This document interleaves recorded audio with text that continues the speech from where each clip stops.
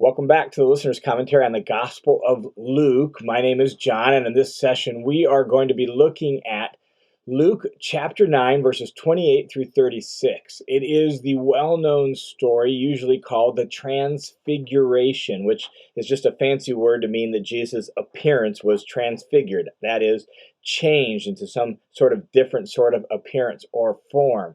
And let's set the context for this. In our previous session, in the story just before this, Jesus is praying alone and he's asked the disciples, "Who do people say that I am?" And so we're really beginning to focus our attention as we kind of culminate this whole big section that goes from 4:14 all the way through 9:51. We're really focusing our attention here at this moment on the culminating question of Jesus' identity. Who is he? Who is Jesus?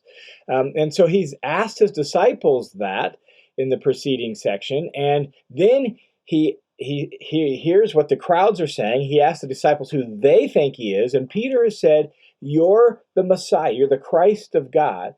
And Peter gets the answer right. That's who Jesus is, but Jesus knows he doesn't get the meaning of that quite right, and so he's clarifying who he is as the Messiah, that he's a Messiah who's going to actually be rejected, suffer, die, and then be raised again. And that kind of prediction of Jesus' death is going to happen several times over the next handful of chapters. And so we're wrestling with this identity of Jesus. We're wrestling with who he is. The disciples are beginning to really grasp who he is, that he's the Messiah, but they need deeper insight into what that means. And when Jesus gives that insight, it involves suffering and dying, and that does not fit at all. And so we saw right at the end of the last session how Jesus affirms that indeed there is going to be glory, and indeed he is going to bring God's kingdom, and it's actually going to happen soon. It's just going to be a little bit different. Well, here in Luke 9:28 and following, Jesus is going to have this experience with three of his disciples, Peter, John, and James, that will really give them a glimpse into the very glory that he has as the Messiah, and will reaffirm what Peter said about who Jesus is. And all of these things really help them begin to understand the identity of Jesus more fully and more completely. So here's how this story unfolds. Luke chapter 9, verse 28 says, "About 8 days after saying these things," and so about a week after our preceding story, right? After a week after Jesus told them, "Yes, I'm the Messiah, but I'm going to be a different kind of Messiah." In fact, some of you are actually going to see the kingdom of God come in glory before you even die. So it's here. Just know it's going to be different. So about a week after these sayings, he took along Peter, John, and James, and he went up on a mountain to pray. And so he takes three, kind of his inner circle of apostles, and he goes up on a mountain to pray. And here's what happens, verse 29. "And while he was praying, the appearance of his face became different, and his clothing became white and gleaming.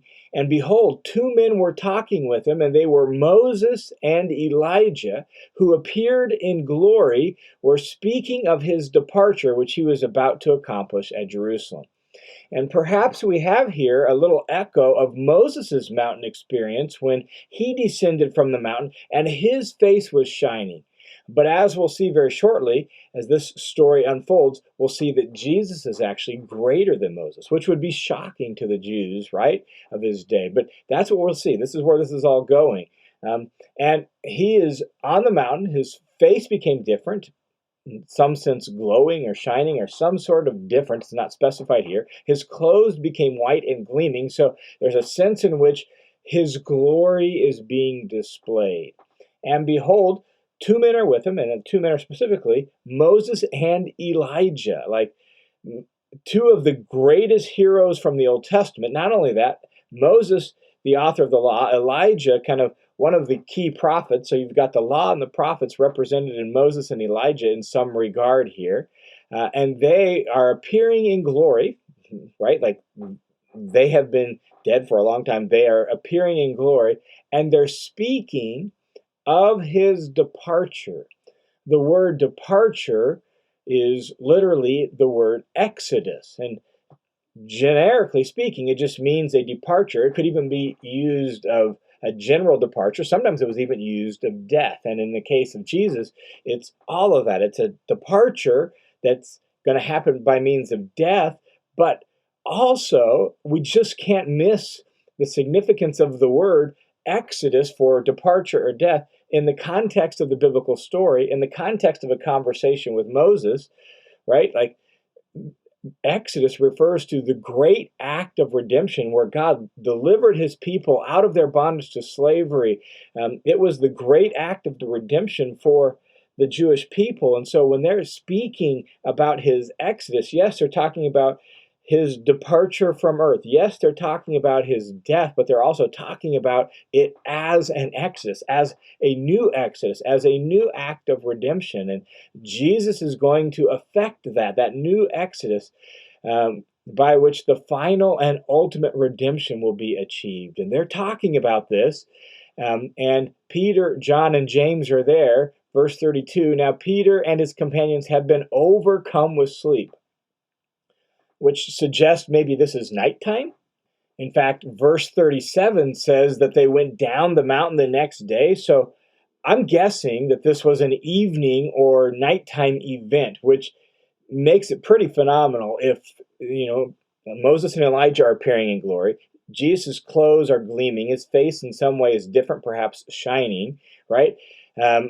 This would be a pretty kind of overpowering, spectacular event. And so Peter and his companions have been overcome with sleep, and then they wake up. And they wake up to humans that are, in some sense, gleaming, shining, glowing. They shake the cobwebs out. They figure out what's going on. But when they were fully awake, they saw his glory and the two men who were standing with him. And so they wake up to a radiant, glory-filled expression of Jesus. And remember, in the context, Jesus has just told them that he is going to suffer and die. So indeed, he is the Son of Man. Indeed, he is the Christ of God, as Peter had affirmed. And yet, he's one who's going to lay down his life. He's going to suffer and die. And yet, he says, truly, some of those who are standing here will not taste death until they see his glory, until they see the kingdom of God. Well, they wake up and they're getting a foretaste, a foreshadowing of his glory, the kind of glory that he has. And so they wake up, they see his glory, they see the two men standing there with him. And as these two men were getting ready to leave, as they were leaving him, Peter said to Jesus, Master, it's good that we're here. Let's make 3 tabernacles, that is 3 tents, one for you, one for Moses, and one for Elijah, not realizing what he was saying. Overcome by the moment, Peter wants to pitch tents for them to stay in, which is just so ironic and somewhat humorous. It's humorous that Luke actually throws this in. I mean, do Moses and Elijah really need tents to stay in? Perhaps he even has the idea of honoring Moses and Elijah and Jesus by pitching tents. And let's honor them with these 3 little tents and all that. Peter, no, that's not the way it's going to go down. God's got a different plan. Come on, get your head screwed on straight, right? But maybe in the fog of sleep and being overcome by this moment, this is what he suggests. But, verse 34, while he was saying this, a cloud formed and began to overshadow them, and they were afraid as they entered the cloud. Throughout the Old Testament, a cloud has conveyed God's presence, right? You see that in the Exodus, in the book of Exodus, where a cloud that signified God's presence. There was a cloud on the mountain with Moses. There was a cloud that led the people. Well, so too here. Here is this cloud, and so it's not just a fog of a cloud. This is a divine presence kind of cloud, and they sense it, and they're overcome by the moment, and they're afraid as they entered the cloud. And then a voice came from the cloud saying, "This is my son, my chosen one. Listen to him." This is a significant moment. Like, this is God speaking from the cloud saying, this, Jesus, is my son, my chosen one. So indeed, he is God's chosen one. This This confirms what Peter said a week ago. You are the Christ of God. Now God himself is affirming this in the presence of Peter, John, and James, affirming this again for the sake of even Jesus, who has just said that, yes, that's who I am, but as that, I am one who's going to suffer and die. And so this is my son. So it's not Moses plus Elijah plus Jesus. Let's have some tense for all three, and we can honor all three of these. Not Moses plus Elijah plus Jesus. It's Jesus. It's Jesus. He is God's chosen one. He is God's son. Listen to him. Make sure you hear him. Make sure you pay attention to him. And when the voice had spoken, Jesus was found alone. It's Jesus. This is the one who is God's son. This is the one that needs to be the focus of attention. This is one we need to listen to. Peter needs to listen to. James and John needs to listen to. This is God's son. And when the voice had spoken, Jesus was found alone. And they kept silent and reported to no one in those days any of the things which they had seen. In fact, the other Gospels share kind of the story of them walking down the mountain and Jesus telling them, keep this to yourself, keep this silent. And him telling them other things that don't make sense to them, and they try to piece it all together because it doesn't fit their preconceived ideas. And in fact, Peter actually alludes to this event in his letter when he talks about we were eyewitnesses of his majesty on the mountain. Like we saw his majesty and his glory in this moment. So he alludes back to this there in his letters when he writes. But for now, they keep it to themselves. They keep it silent. And so as we wrap up this little story, just a couple reflections for us to think about. Again, who is Jesus? Notice how we're really zeroing in our focus as we kind of come to the end of this first major section about Jesus' ministry. Luke wants us to wrestle with and be confronted with this question, and we're getting the answers now. We're not just getting the rumors, we're getting the answers, that he's the Christ of God. He's the Son of Man. He is God's Son. He is God's chosen one. That's who he is. He's the one who culminates and supersedes Moses and the prophets. He's the final word who will fulfill the great exodus, the great redemption and liberation that everyone's looking forward to in their day. And the suffering that he will endure does not negate who he is and does not negate that he's going to achieve the great exodus. It's going to be the means by which he does that. And so the second reflection is listen to him. Listen to him. This is the only appropriate response. He is the final word.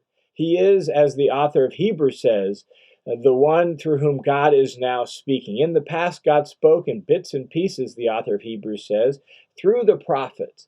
But in these last days, he's spoken to us by his Son. Listen to him.